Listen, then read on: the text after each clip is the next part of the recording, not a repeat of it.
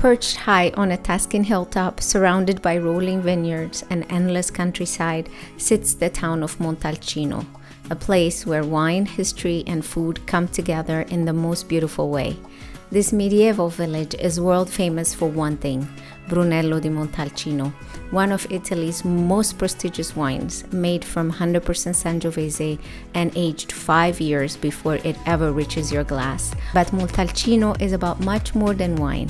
It's also home to some of the most incredible food in Italy, from handmade pici pasta and wild boar ragu to pecorino cheese and long, unforgettable lunches overlooking the Tuscan hills. Here, life slows down, glasses fill up, and every meal feels like a celebration. Welcome to Montalcino.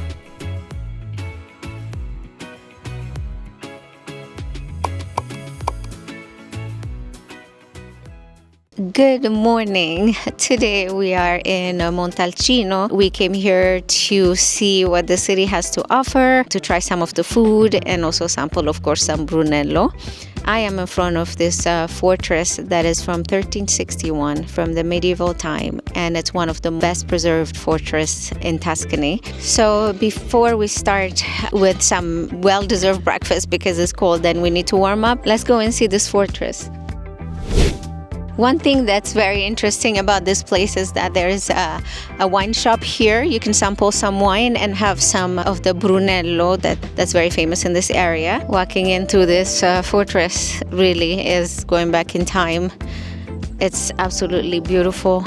This was a very strategic town in history because it connects Siena with Rome. So it was very important for trade as well as for defense.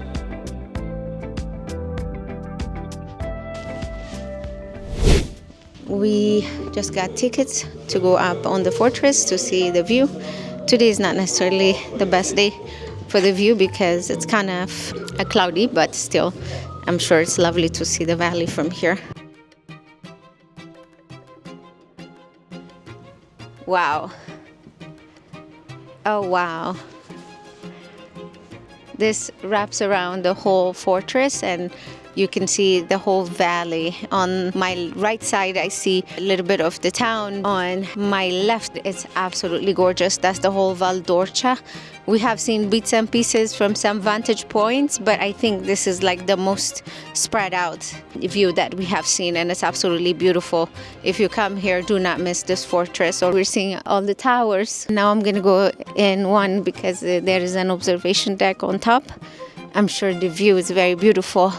Wow, there's another beautiful view and it opens up into the courtyard. Every corner here tells a story, which is lovely. And of course, as you can imagine, these openings are for archery to hit your enemy without being hit. We're gonna go and see door A, which we haven't chosen before, and I believe that that's the highest point in the fortress. And once we finish visiting there, we're gonna go for breakfast and see what the specialty of this area is. So stay tuned. I'm going on these steep stairs, and it doesn't help that you cannot see where you're going. But I see the light at the end of the stairs, the staircase. Here we are. Another panoramic view. Absolutely gorgeous. This is really a 360 view of the whole Val d'Orcia, which is absolutely lovely. I'm always breathing heavy when I vlog because I go up the stairs and I don't wait before I vlog, but absolutely beautiful view. I can just stay here and watch this beautiful postcard view forever. It's gorgeous. And we got lucky because the sun is coming out and the valley comes alive. Wow. This is steep and scary. It looks like you're throwing yourself down the stairs. But it's not bad though. There's not a lot of climbing here. and it's definitely worth it, especially if you have kids. I think that they're gonna go crazy about this place, so don't miss it. Now we're going to breakfast. We always start late our breakfast, and I see that people are already sampling wine and having some cheese and charcuterie, but we have a place that we want to try for breakfast, so come along. We are at the Cafe La Forteza Vini Bar. It's also a wine bar, but they have a cafe in the back. So we got some homemade sweets. We have two cornetti, one with pistachio, another one with marmalade, and then some cookies, and of course some cappuccino. And now we're going to enjoy our fast breakfast, and then we're going to continue exploring this amazing, beautiful city. There's nothing like a good cappuccino on a cold day like this to warm you up. I'm very fond of this little ciambelline.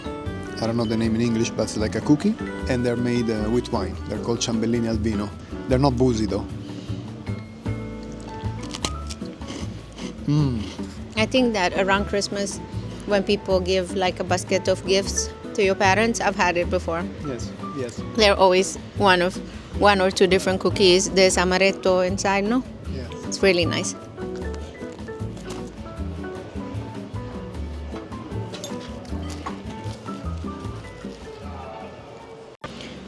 So the minute you arrive in the city, it's almost like Piemonte. If you have seen our episode on Piemonte, it's wine tasting everywhere. Everything revolves around Brunello, which is what they are known for. So it's absolutely beautiful, and I'm sure we're going to stop by at one of the enotecas and have a tasting later.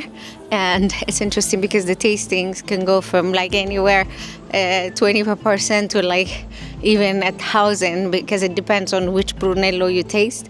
They're not cheap wines, but they're really, really good, and it's the best place to have it.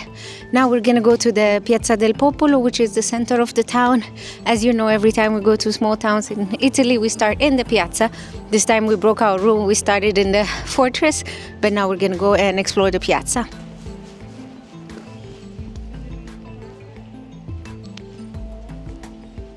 You know that the way this town is built, it's very not intuitive for me, because, you know, generally you enter through the main entrance to the city and then you find the center, but it looks like it's zigzagging, almost like, you know, in the medieval times when they want people to get lost in the city kind of thing.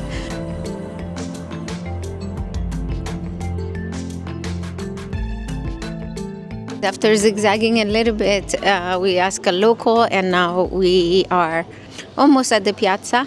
And it's very curious because a lot of piazzas in Italy are called Piazza del Popolo, even including in Rome, which I don't know the reason why, but yeah, it's interesting. I think now around the corner from this cathedral we'll find the piazza. This beautiful medieval building behind me is the Palazzo Comunale, il Palazzo Comunale Vecchio, meaning the old town hall. It's really fascinating to me because the town is kind of small, and it feels that when they built all these buildings, they optimized the space in the best possible way. I mean, look how this is like squeezed and built toward the sky. So it's very interesting because unlike other towns where everything starts from the piazza and then you find the cathedral and the government offices around it, here it's very scattered. So we found this building behind us, and now we're looking for the Duomo as well, which is in another area.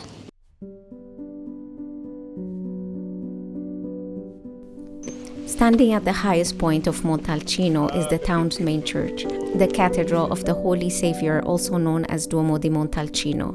A church has stood on the site for more than 1,000 years. The original Romanesque parish church was built around the year 1000, and in 1462, Pope Pius II, who was born nearby in Pienza, elevated it to cathedral status when he created the Diocese of Montalcino. The building we see today is much newer.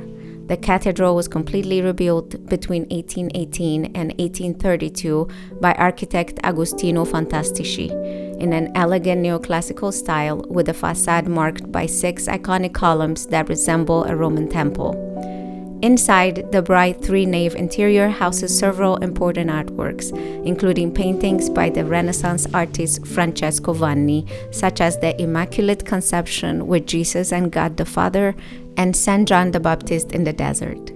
One of the oldest pieces here is an 11th century Travertine relief of Christ surrounded by angels, a rare surviving fragment from the original medieval church that once stood on this spot. Today, the cathedral remains the spiritual heart of Montalcino, quietly watching over the hilltop town.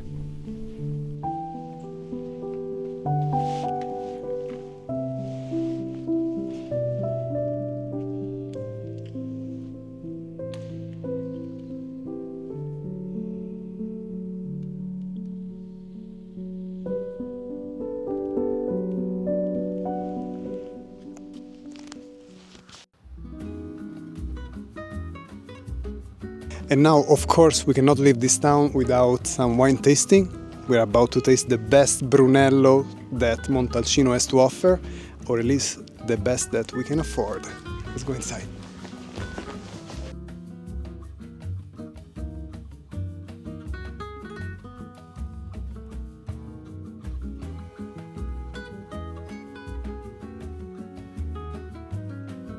You guys, how gorgeous is this place? I'm like in wine heaven.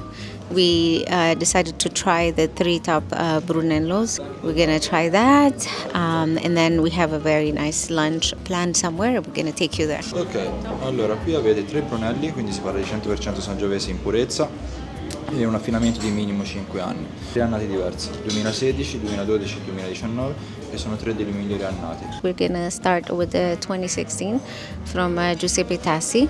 Cheers.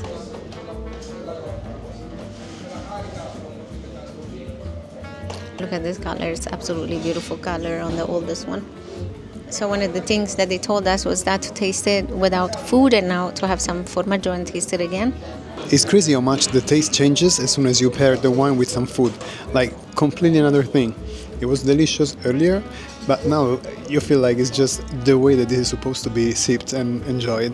Of the 3 wines, the one we love the most is the Fornace 2012, which it makes sense because it aged many years, so all these years give it enough complexity.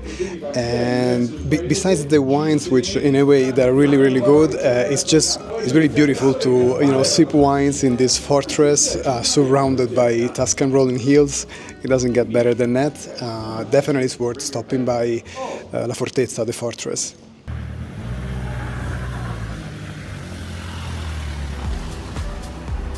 For lunch, we came to Macari that has traditional Tuscan food.